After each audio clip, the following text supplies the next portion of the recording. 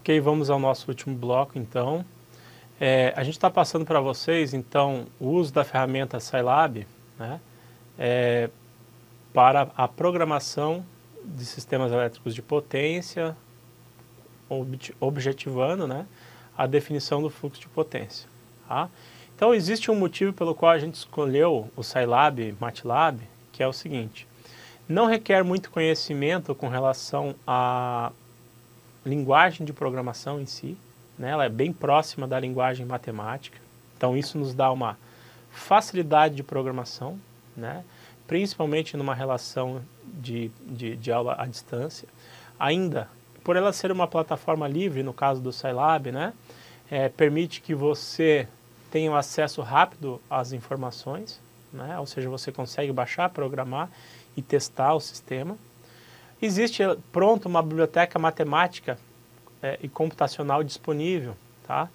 Então, o que eu quero dizer com existe uma biblioteca disponível? Olha só, vamos pensar em termos da programação. Então, eu vou vir aqui no Scilab, a gente estava programando lá o Gauss Seidel, né? Então, repare o seguinte, deixa eu só clicar aqui para atualizar o que eu quero mostrar para vocês.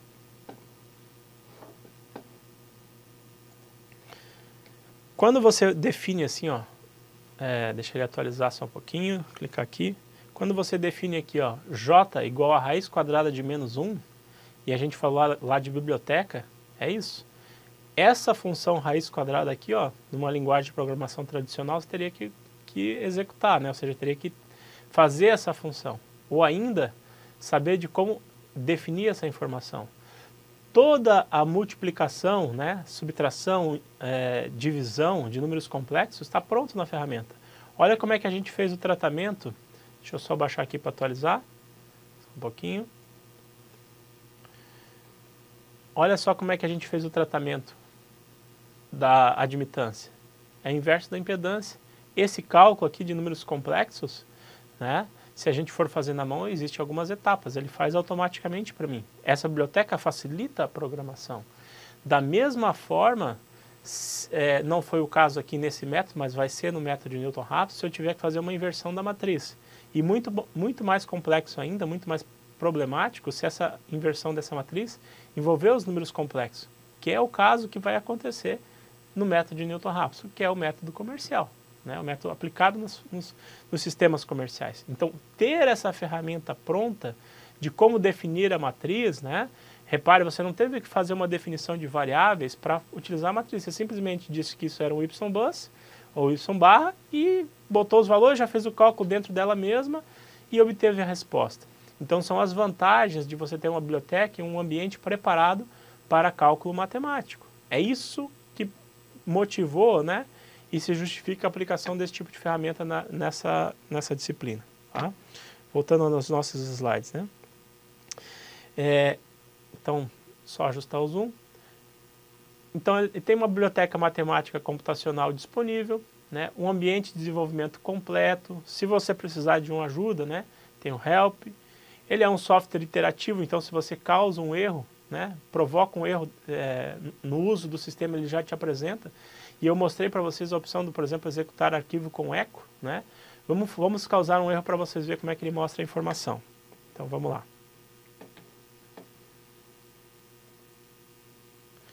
Então, olha só.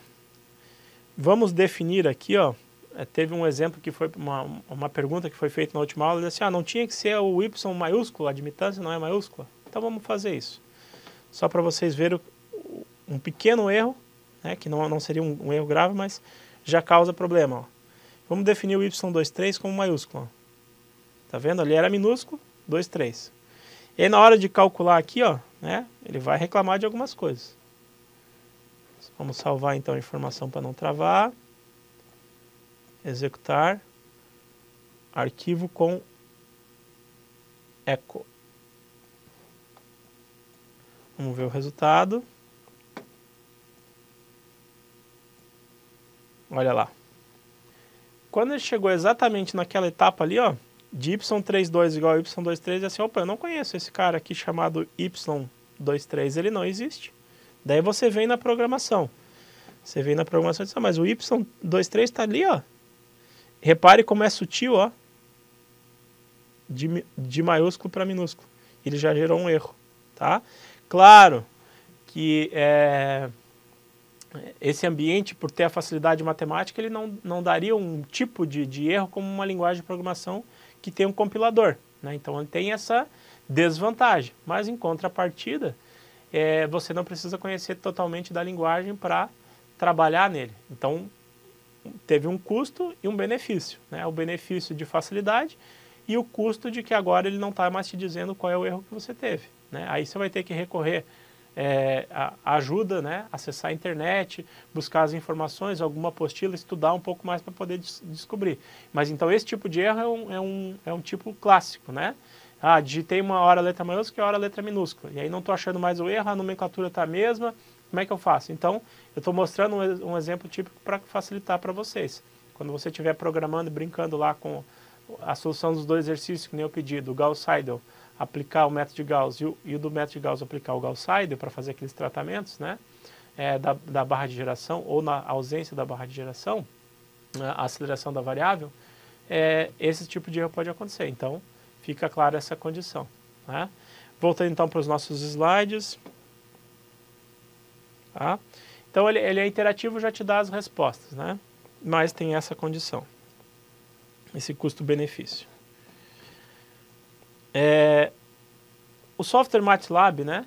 A gente poderia ter aplicado aqui com as mesmas características, né? Naturalmente com alguns melhoramentos, algumas bibliotecas a mais. Como é um software que ele tem um valor que é pago, né? Ou seja, existem pessoas comprando constantemente, pagando pela utilização da ferramenta, as atualizações são mais constantes. Diferente de um software livre que depende de um trabalho de algumas pessoas de forma voluntária para estar atualizando ele, né? O MATLAB, então, ele tem, claro, toda uma campanha de marketing, tem toda uma bibliografia, né?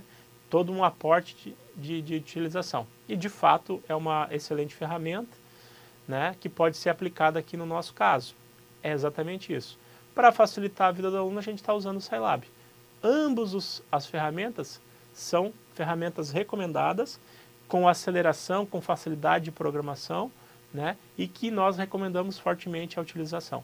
Tá? Tanto o MATLAB quanto o Scilab, né? Obviamente o MATLAB vai ter muito mais vantagens porque tem toda uma estrutura por trás e talvez tenha até algumas bibliotecas prontas para simulação de fluxo de potência se você assim solicitar para o desenvolvedor. Tá? Mas para a nossa análise inicial aqui, ó, é suficiente o Scilab, que é uma fonte aberta, em constante desenvolvimento e pode ser bastante divulgado, né, também para as universidades e para quem quiser utilizar. A gente não entrou no período de exercício para não ter que parar a solução do problema e ficar explicando ferramenta. Eu botei alguns slides, algumas informações aqui, né, para que você visualize o ambiente de desenvolvimento do MATLAB, é um pouquinho diferente do Scilab, né? Então ele tem lá um diretório, mostra, então aqui ele não fica mostrando diretamente os caminhos, né? Mas tem lá um editor de texto, né, para que você digite as informações, crie o programa, e já presente aqui na mesma tela, ó, a linha de comando, ou seja, aquilo que a gente vê pelo console lá, tá? E já, de fato, mostra aqui os valores e as variáveis, né? E além do histórico daquilo que está sendo calculado, tá? Então, as vantagens aí da ferramenta. Aqui eu coloquei um exemplo, né, para geração de um vetor de tensões do tipo flat no MATLAB. É a mesma coisa que do Scilab, né? Então, J igual a raiz quadrada de menos 1, o vetor está aqui, né? A gente já usou lá no Scilab, o MATLAB seria a mesma ideia, tá? Como que isso é feito? No MATLAB, então, é chamado de arquivo .m, para aqueles que têm, né? Então, e no Scilab é um arquivo do SciNotes, né? E aí você vai digitar, da mesma forma que o SciNotes, vai digitar aqui no MATLAB as informações, tá? E aí está lá o vetor sendo demonstrado no editor de texto, né? E gerando um arquivo, tá? Para rodar a aplicação, ó, já tem um íconezinho mostrando o resultado na área de trabalho, tá? E o Scilab aqui, né, no nosso slide está a versão 5.3.3, mas a atual agora é 5.5.2, se eu não me engano, que é a que está na página do Scilab, tá? ele mostra para nós também a mesma condição, né, de geração do vetor, certo? Ó, que a gente já utilizou. O editor de texto ele tem algumas facilidades, que é a definição, por exemplo, das variáveis, né, o J, ele mostra em outra cor os números, né, ponto e vírgula, então você consegue ter algumas facilidades no editor, tá? E além disso, tanto o MATLAB quanto o Scilab, né, mas falando mais aqui do Scilab, que é o nosso foco, ele permite aplicar algumas formas de trabalho, né, alguns loops de programação, igual uma linguagem de programação. Então, por exemplo, o loop for, né, que a gente conhece por algoritmos do tipo para faça, ou faça até, né, faça de 1 a n, certo? Então, esse for de 1 a n para de 1 até n, faça um vetor vi igual a 1. Então, se eu botar 3, ele vai gerar 3 vezes aqui. Então, ele tem essa facilidade de ter o laço for, né, que é um laço de programação. Então, aquilo que eu estava usando como while lá na minha programação, né, ou seja, um enquanto, poderia ser substituído por n iterações. Tá? Então, seria uma forma de fazer. Eu estava usando bastante esse formato aqui, esse comando enquanto, né? A lógica enquanto. Então, permite em uma única linha de comando repetir de forma infinita ou através de um número indefinido de operações, número de operações, você consiga ficar executando as tarefas, né, indefinidamente. Repare que, se eu pegar agora aqui, ó, no Scilab, eu vou voltar aqui, ó, mostrar uma informação que eu mostrei para vocês, mas talvez não tenha ficado claro esse conceito. Olha só. Lembra aqui do break, ó? Como eu tinha um while, se eu apertar muito, ou seja, se eu pedir uma precisão muito grande, né, e usar muitas casas após a vírgula, ele pode ficar indefinidamente e não chegar no resultado. Por isso que eu limitei, ó, o número de vezes igual a 12, ó. Criei esse if aqui, deixa eu só clicar para atualizar para vocês, só um momentinho. Atualizando lá.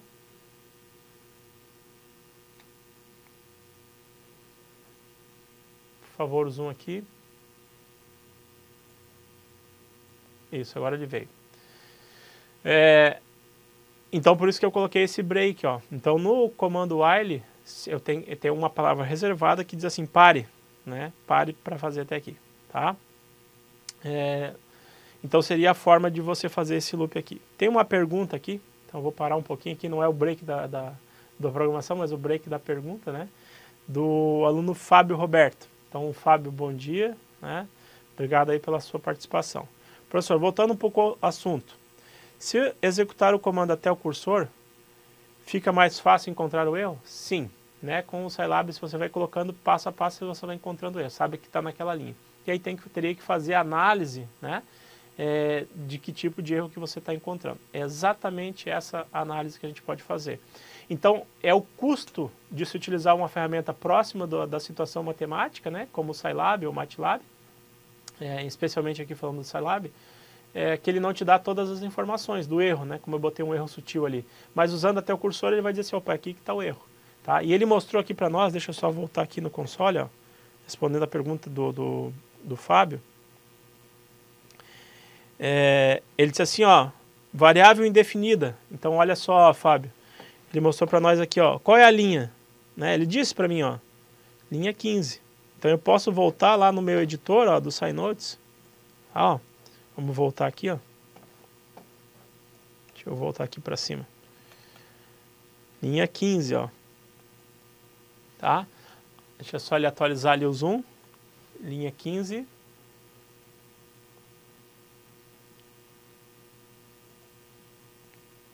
Isso, ó, tá aqui, ele diz assim, reclamou da linha 15, mas não é que o erro está na linha 15, diz assim, na linha 15 eu não consigo executar. Aí você vai olhar, opa, ele não consegue executar isso aqui, mas então o erro está aqui para trás.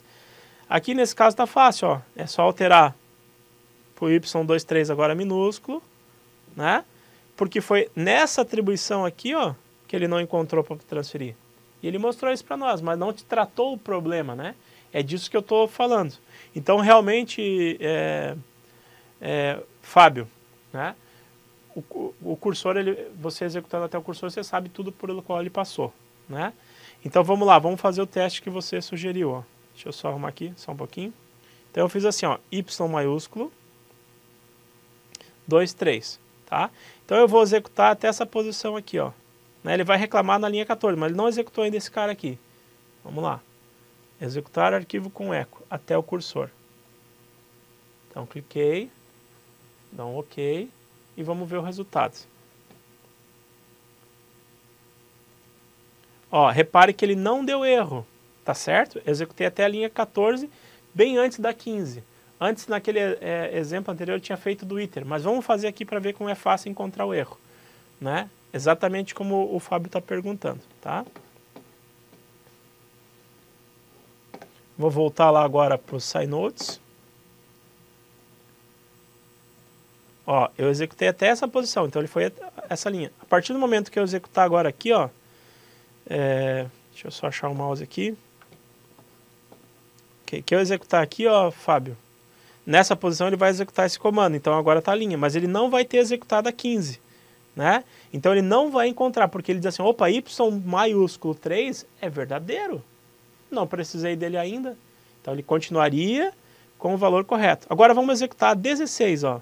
E ele vai reclamar porque ele diz assim, ó, eu não conheço esse cara aqui, onde o erro está na 14. Então está sempre perto dessa condição, ó. Salvo, executo até o cursor. Então ele vai executar a linha 15 e não vai iniciar a 16. Deixa eu só ver se eu cliquei certo. Isso. Então está ali. Vamos verificar. Aí está. Né? Ele reclamou exatamente nesse ponto ali. Tá? Como ele executou até o cursor, ele não informou a linha que ele encontrou o erro onde ele teve dificuldade, né?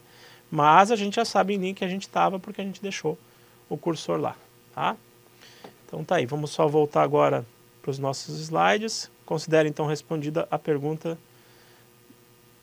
que foi feita. Então o comando while, eu usei ali um comando break, né? Para parar porque ele é um laço infinito, né? De lógica infinita. É isso que se apresenta aqui no nosso slide. Então isso é importante, tá? As linhas de comando então são executadas repetidamente, né? Até que a condição seja atingida, né? Porém, se ela não for verdadeira, ela vai assumir um valor zero e vai passar para frente, tá? Ou seja, é como que ele sai do loop, né? Ainda, olha só, para facilitar o Scilab, né? Ele mostra as opções para nós. Ó, o que é o menor que? Então, é a condição de menor. O menor igual, como é que eu escrevo? O maior. O igual e o diferente, né? Que é o tio igual, tá? Claro que se você pegar qualquer apostila do Scilab que tenha uma utilização mais intensiva da parte matemática, né?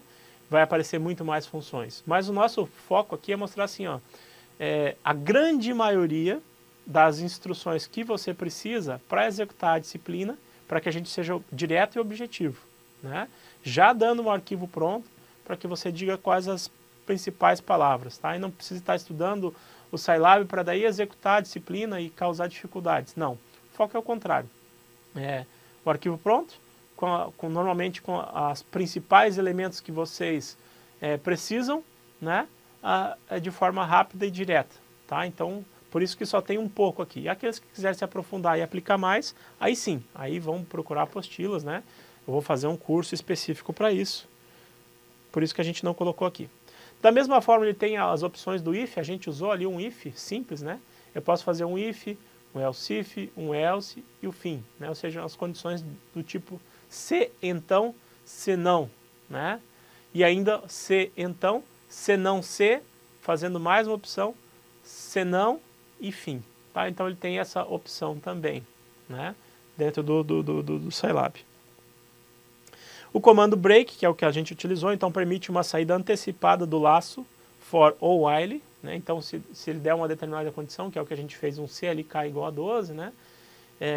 Ele pula, ele sai, ele vai para a próxima linha após o laço, tá? Ou seja, ele elimina o problema de você executar indefinidamente aquela operação, né? Tá certo? Aqui agora ele fala do exercício 5.1, então só um momento para a gente dar uma olhadinha. Deixa eu me lembrar aqui qual que é o exercício.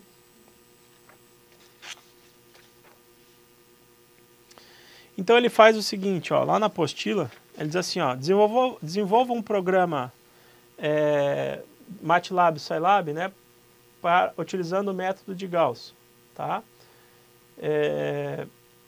Esse exercício ele pede para que você faça a montagem, né, do sistema e faça o cálculo do método de 2 barras. A gente já passou isso pronto para vocês, então foi a ordem com que foi elaborada pela primeira vez a disciplina, né, que a gente alterou um pouquinho, que era nesse ponto que começava a demonstrar as programações. Eu preferi fazer que já mostrar as equações e já mostrar no Scilab e já dar o resultado e já apresentar a análise, tá? Então, eu antecipei isso aqui, porque aí seria só agora que a gente iria estar iniciando a programação. Então, eu achei mais produtivo, espero que vocês também, a gente já fazendo, já testando, já verificando e já fixando os conceitos, tá? E aqui, então, eu só cumpri a sequência dos slides, esse exercício vocês têm prontinho, que é o método 2 barras, a gente já viu, né? Ok. Bom, o que a gente vai ver agora de hoje e na próxima aula, né? Então, o método de Newton-Raphson, tá? O método de Newton-Raphson, né? Então, ele é um método aplicado aí nas ferramentas comerciais, né? De fluxo de potência. A gente vai mostrar em detalhes aí o método de Newton-Raphson. Vai exigir uma atenção especial de vocês para que vocês pensem com relação às equações, né? Como que ela é analisada, tá? Então, tem uma dedicação extra aí. Eu vou fazer passo a passo, assim, mostrando inclusive a dedução das equações, a formação da matriz jacobiana, né, para que você entenda como obtê-la, a questão da formulação do equacionamento das equações do sistema de potência e assim por diante, tá? Então vamos dar um primeiro início, eu sei que a gente não vai conseguir avançar muito, mas vamos utilizando bem o nosso tempo aqui. Então o método de Newton-Raphson, assim como o método de Gauss-Seidel, ele também parte da equação de fluxo de potência injetado na barra.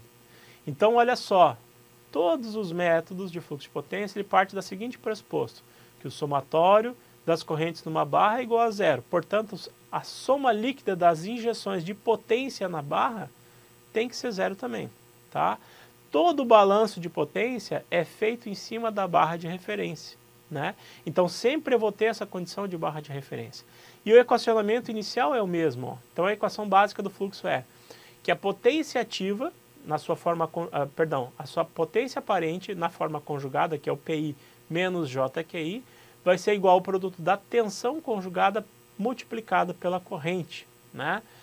Essa equação exprime, né, ou seja, define as equações de potência ativa e reativa do sistema para N barras. Também é um método, né, baseado em minimização, ou seja, encontrar o menor erro, né, do tipo não linear, onde a função ela tem que encontrar um valor igual a 0 a partir de uma estimativa inicial, ou seja, se utiliza para o método de Newton-Raphson a linearização em um determinado ponto e encontrar esse valor nesse ponto, um valor de função igual a 0. A mesma coisa, tá?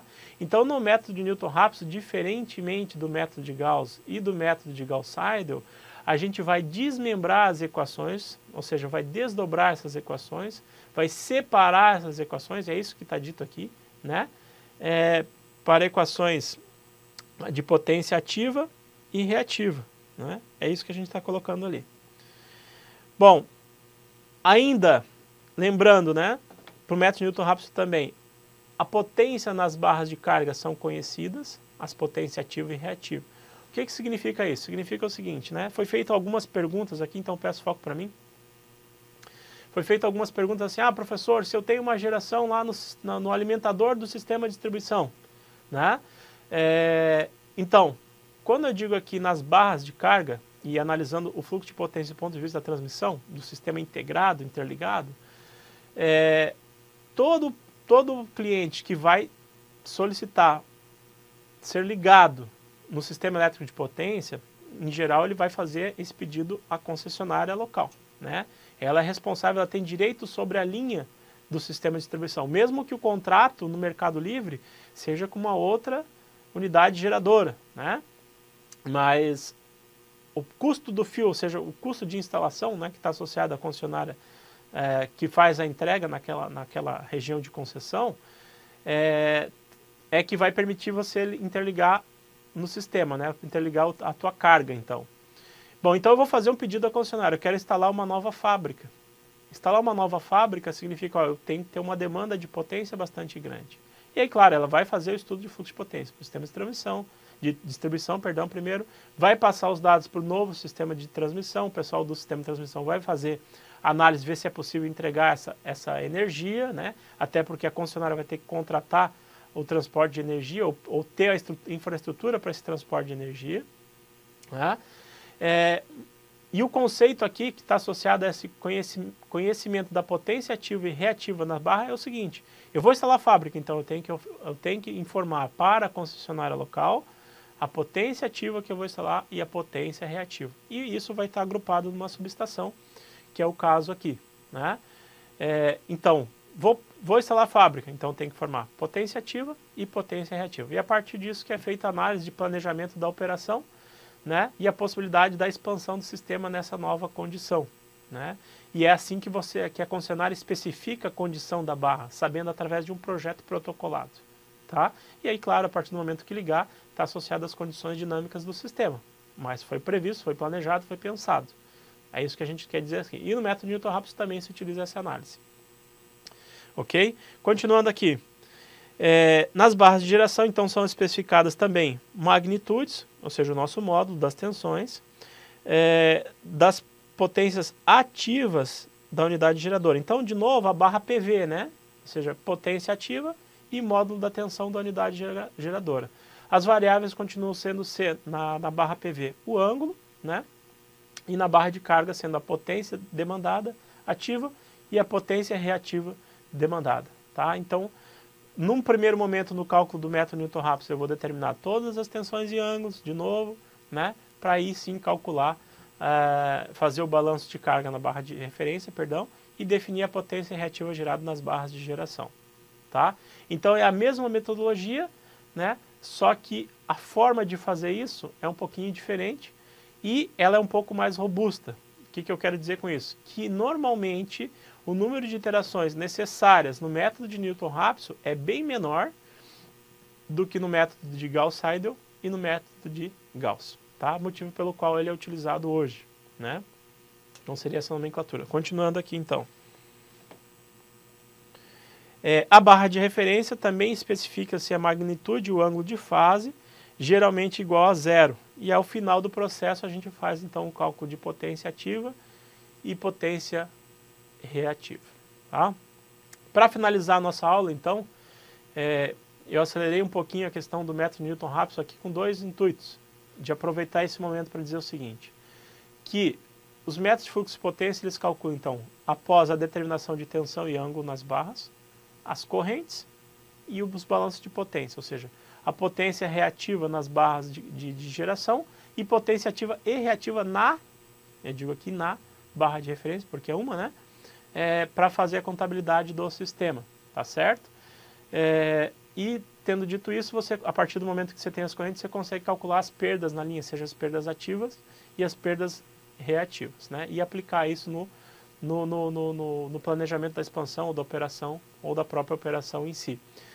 Os métodos de fluxo de potência, então, foram apresentados na sua forma geral, todos os três, Gauss, Gauss-Seidel e Newton-Raphson, né? No cálculo de Newton-Raphson aqui, a gente, por facilidade e se tornar mais didático a aprendizagem, eu vou criar uma variante, eu vou mostrar uma variante para vocês que é chamada de von Mises, onde a gente só faz uma vez a interação da matriz jacobiana, isso facilita bastante o processo e a diferença é mínima, né? Isso facilita o aprendizado do aluno. Daí, claro, você pode ir atualizando a matriz jacobiana na sequência, tá? E todos eles, os métodos, eles definem essa condição de regime permanente, definição de tensões e ângulos e cálculo das potências após o cálculo dos elementos. Com isso, eu encerro a aula de hoje, dizendo que a gente vai, então, agora fazer toda a dedução e demonstração do método Newton-Raphson e dando continuidade à nossa disciplina. Ok, por hoje é isso.